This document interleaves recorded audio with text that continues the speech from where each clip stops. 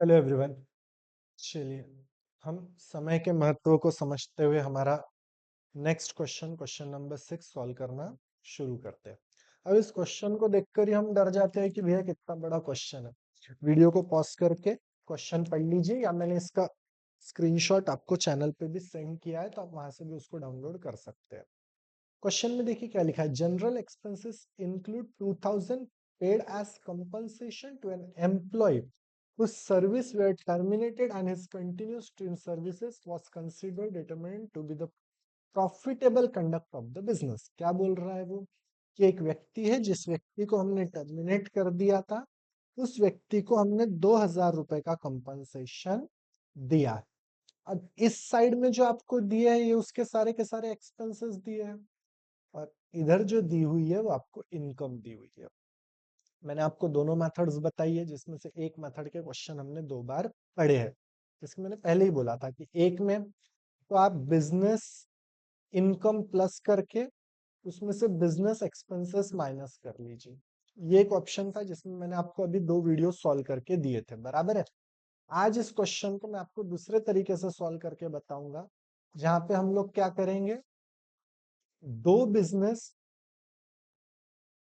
Net profit ले लेंगे, और इस नेट प्रॉफिट में नॉन बिजनेस एक्सपेंसेस प्लस किए जाएंगे, और जो नॉन बिजनेस इनकम है उसे माइनस की जाएंगी। ये लॉजिक से इसे सॉल्व किया जाएगा, ठीक है। हाँ, हालांकि आप इसको अगर वो पुराने लॉजिक से भी सॉल्व करोगे जो आपने पढ़ा है मेरे पास से पहले 2 वीडियो में, तो भी आपको उसका आंसर ऐसा ही मिलेगा, ठीक है। सबसे पहले हम क्या ले लेंगे, नेट प्रॉफिट ले लेंगे। सो जब नेट प्रॉफिट लिखा जाएगा, ये तो अब आपको शायद पता ही चल गया होगा कि आप यहाँ पे क्या लिखेंगे, क्या फाइंड करना है। Compute taxable income from business, तो आप ऊपर हेडिंग डाल देंगे computation of income from business. Business का नेट प्रॉफिट कितना है जरा देखो, 61,000। तो यहाँ 61,000 लिख लीजिए। इस 61,000 में हमें सबसे पहले क्या करना है, ऐड करना है। कौन से एक्सपेंसेस ऐड करना है जो अलाउड नहीं है, मतलब नॉन बिजनेस एक्सपेंसेस।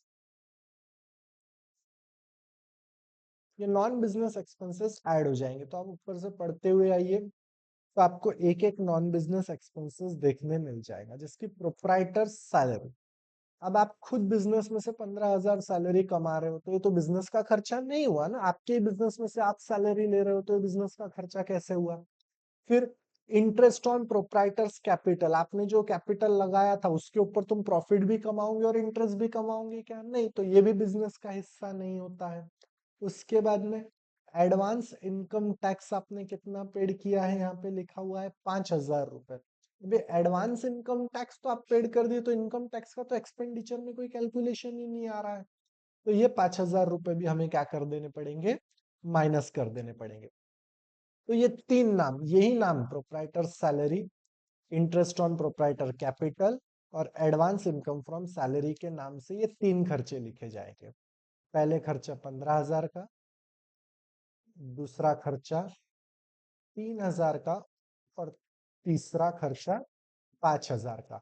मैंने ये नाम इसलिए नहीं लिखे ताकि आप यहीं से समझ जाओ और हमारा समय बचे और हम कम समय में ज्यादा पढ़ सके, ठीक है। ये तीन नाम हमने क्या कर लिए, प्लस कर लिए। क्यों प्लस किए, क्योंकि ये माइनस आपने किया है, लेकिन ये माइनस नहीं होना चाहिए था, तो मैंने प्लस कर दिया उसको। समझ में आ गया।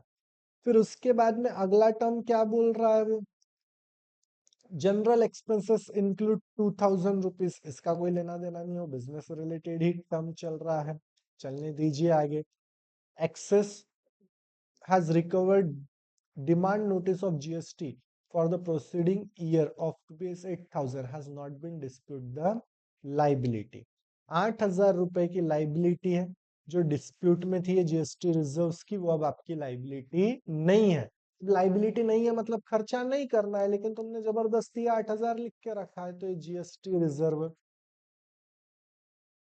ये आप क्या कर देंगे, माइनस कर देंगे। ये जो एडजस्टमेंट है सेकंड नंबर की, वो ये वाली है, जीएसटी रिजर्व वाली, कि पहले आपके ऊपर केस चल रहा था, आपको नोटिस आया था, लेकिन अब आपने वो नोटिस का जवाब दे दिया, तो अब आपको टैक्स देने की जरूरत नहीं है, तो अब ये भी आपकी लाइबिलिटी नहीं है, ये भी आपका खर्चा नहीं है। The gratuity paid has no relation to the service or salary drawn by the staff. It was given to ad hoc basis. ग्रेचुरिटी का बिजनेस या बिजनेस को दिए जाने वाले एम्प्लॉयज को दिए जाने वाले सैलरी से कोई लेना देना नहीं है। जब ग्रेचुरिटी का स्टाफ से कोई लेना देना ही नहीं है तो फिर ये 40,000 रुपए किस केस में माइनस करोगे भैया? ये भी माइनस नहीं होने चाहिए, तो इसको भी प्लस कर लो जबरदस्ती। नाम यही लिखेंगे ग्रेचुरिटी का जो यहाँ दिया हुआ है, ठीक है। उसके बाद में इसके अलावा donation was given to the chamber of commerce to work against the threat of nationalisation of the types of business carried on by the SSC. यहाँ पे देखिए कहीं पे आपको डोनेशन का नाम दिख रहा है क्या? ये रहा डोनेशन, कितने का है? 12,000 रुपए का।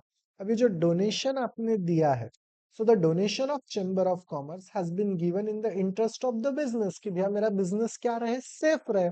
क्या दिया देखो ना, ध्यान से पढ़ो। Donation is given to the chamber of commerce to work against the threat of nationalise types of business, मतलब मेरे बिजनेस को किसी तरीके का कोई धमकी ना मिले, कोई थ्रेट ना हो, कोई डर ना हो, इसलिए मैंने उनको पैसा दिया है, तो उसका फायदा तो बिजनेस को ही होगा। तो ये बिजनेस डोनेशन है, तो इसको आपको डिडक्ट करने की जरूरत नहीं है। The assessee purchase the land in the district magistrate of consulting house at the work, it was been done by the government under the subsidies house term. अब ये जो हाउस टर्म है ये भी आपके टर्म का हिस्सा नहीं बन सकता है, तो आपको उसको भी लिखने की जरूरत नहीं है। फिर depreciation is found to be in excess of 2000। आपका जो डेप्रिसिएशन है वो पता चला कि 2000 एक्सेस है। एक्सेस है मतलब ज्यादा है, तो 2000 ज्यादा के क्यों लिखे भैया? एक्सेस डिप्रिसिएशन के नाम से भी आप क्या कर लीजिए? 2000 लिख लीजिए। ये आपके वो खर्चे हैं जो माइनस नहीं होने चाहिए थे, लेकिन आपने जबरदस्ती माइनस किए है। तो ये 73,000 इसकी टोटल हम क्या कर देंगे? प्लस कर देंगे, तो कितनी हो जाएंगी? 1,34,000। सही बात ध्यान में। अब इसके बाद में हम माइनस करेंगे, क्या माइनस करेंगे? Non business income. अब अगर मैं नॉन बिजनेस इनकम की बात करूं, तो देखो ये जो dividend from an agriculture land है, इसका बिजनेस से क्या लेना देना एग्रीकल्चर लैंड का? तो ये 5,000 रुपए तुमने जबरदस्ती प्लस किए इनकम पे नाम पे। इनकम फ्रॉम एग्रीकल्चर लैंड के 5,000 रुपए आप क्या कर दीजिए? माइनस कर दीजिए। उसके बाद में interest on notified capital interest bond, अब ये तो अदर सोर्सेस का है, तो ये अदर सोर्सेस के नाम का इंटरेस्ट भी आप क्या कर दीजिए? 1,000 रुपए माइनस कर दीजिए। अब ये दो नाम कट गए जो फिजूल के थे, बाकी छूट गया, तो 6,000 आपने ज्यादा के लिख के रखे थे, ये माइनस कर दो। अब आपके पास कितना बच जाएगा? 1,28,000। ये 1,28,000 रहेगा आपका इनकम फ्रॉम बिजनेस।